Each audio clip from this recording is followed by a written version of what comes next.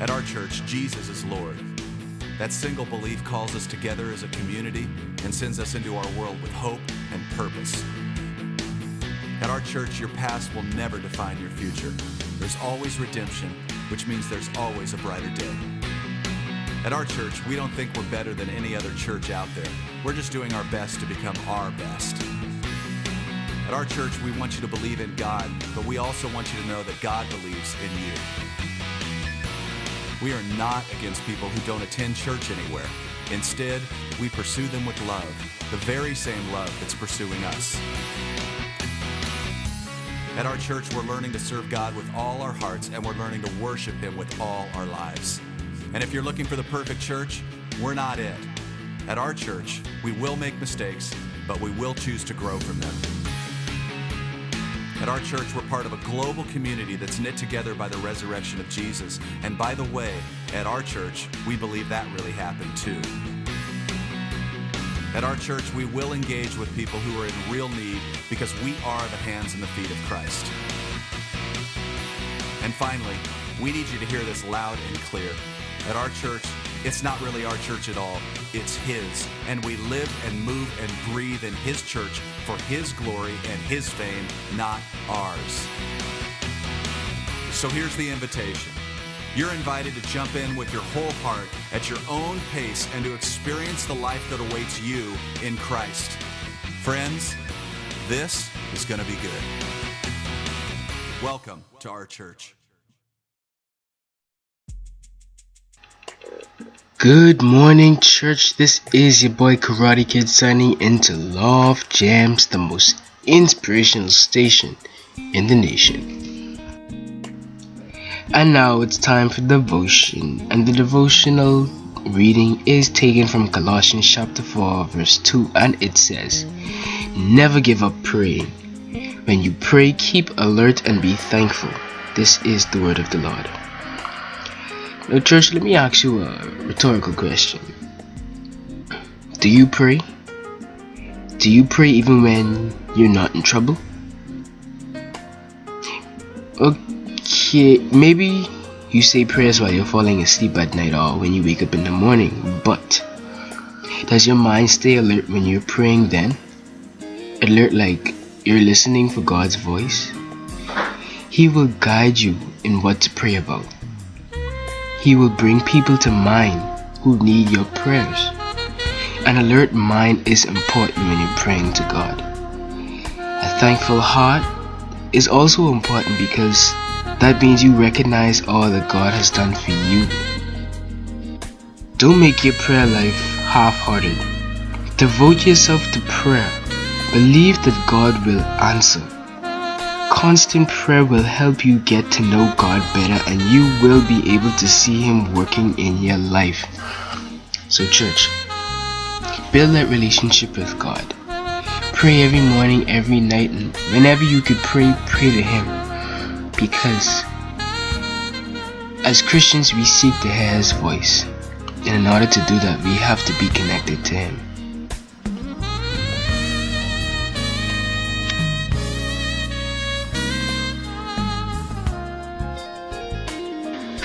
As you all know, Monday is considered Family Day in the life of FNC, so we encourage everyone to please do something special with your family on this day. Now, if you'd like for me to post up your Family Day photos, you can email it to me at etorioKnowles@yahoo.com. Thank you. On Tuesday, there'll be no ladies meeting because our pastor Linwood Knowles will be preaching at Highway Church of God on Peachtree Street at 7 p.m. and the pastor there is Reverend Lawford Bethel. Now, I encourage all of you who are free to attend the service so we can support our pastor while he brings forth a message from God. On Wednesday, there will be Bible study at 7:30 p.m. On Saturday, at 6 a.m., there will be prayer meeting. And we'll be right back here at the church at 9:45 a.m. for Sunday school and for 10:30 a.m. for divine worship. And if you don't have a home church, we encourage you to stay here at FNC, where we are real people serving a real God. Well, it's almost about the time for me to wrap up, but I think you know by now that I cannot leave you without giving you the video production. Now in this upcoming video, a pastor is going to tell you about his life story. I'm not gonna reveal too much about it, but please sit back and enjoy the video. I was 10 years old, and I held my mother's gun to my head, and I wanted to blow my brains out all over her wall. You must ask the question, why would a 10-year-old child want to die? 10 is a time to dream of being an astronaut, of being a soccer star, a football player, a preacher, a pastor, a doctor. But for me, life was so horrific, with so much vitriol and pain, I wanted to die. I'm the product of interracial immigrants. My grandmother was tall, white, and thin from Germany, and we called her French fry.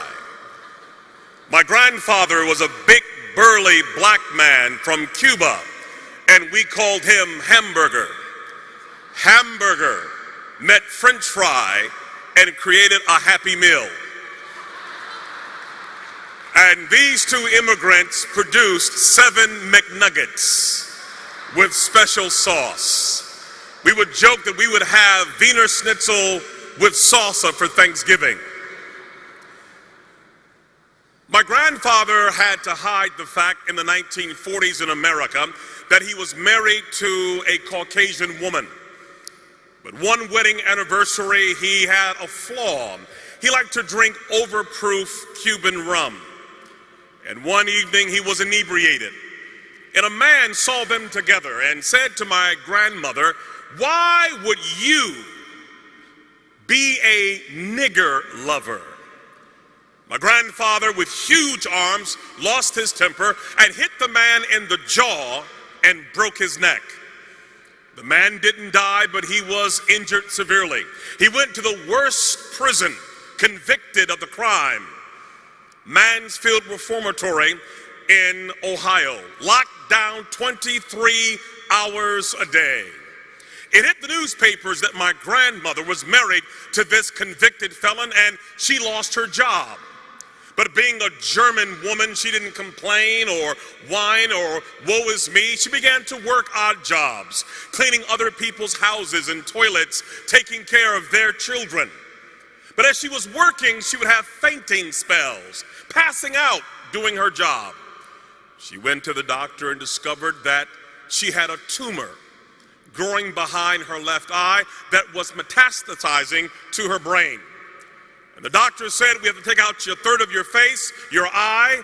You will be malformed and disformed and disfigured for the rest of your life." What do you do when the American dream becomes an American nightmare? She could not work. She was sick and mutilated. My grandfather's in jail, and day by day they lost everything that they had acquired.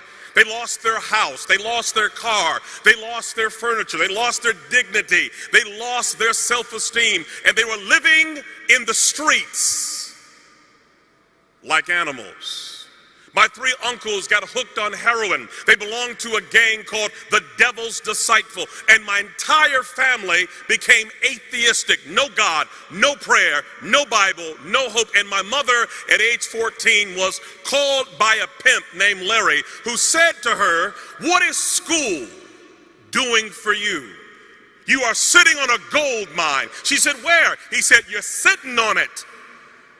And we call this being turned out. And little by little, she began to sell her 14-year-old body to grown men for money to survive. It's called turning tricks. And at age 16, she got pregnant. We call it having a trick baby. 2 strangers meet for a business transaction, and there's a mistake. The pimp said, "You can't make any money having a baby in the oven. We have got to kill this baby." They kicked her in the stomach. They fed her alcohol. They gave her drugs. They took a hanger and stabbed the baby over and over again. But the baby would not die. The baby was born 2 months premature with no pancreas, a learning disability, a bladder too small, unable to function, a severe stutterer. We call it a trick baby. Nobody wants the baby. No hope, no future. Kill it was the word. That baby was me. I'm the lowest of the low. I come from the guttermost. I come from a hellish condition. And so when I would go to school, I couldn't talk. I stuttered so severely from the trauma. My mother had a madam who hated men. Her name was Dolores, and she was a sadist. And when she would watch me, she would take a broomstick and stick it in a place where no boy should have any object in his body. And when you are tortured like that, you learn 4 things. Don't talk, don't trust, don't feel, and pretend nothing is happening. And by age 10, I had had enough. I wanted to die. And in my school, they put me in a boiler room with other kids who were dysfunctional like me, where we would finger paint all day long. And yet there was a teacher, thank God for her, who had a Gideon Bible, and she came to my school and she saw kids like me as her mission field. And she would give me this Gideon Bible and read to me stories of dysfunctional characters who God used. She would say to me, Ronaldo, God uses greatly those who have been wounded very deeply. He will turn your pain into power, your wounds into wisdom. She had me read the story of Moses, who was also a stutterer. I began to understand that God did love a trick baby. Even as low as I was, there was hope for me and possibility. And when a child begins to understand the love of God and the power of His Word and the possibilities, it changes everything. How can a young man keep his way clean? By taking heed according to your word. Your word have I hid in my heart that I may not sin against thee.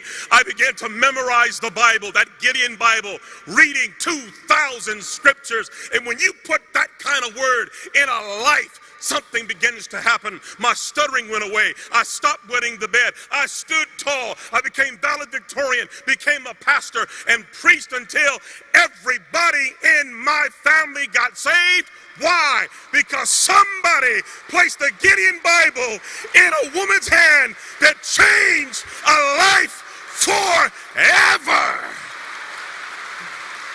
Yes, I was born a trick baby, but the trick was on the devil because of you and the power of the Word of God.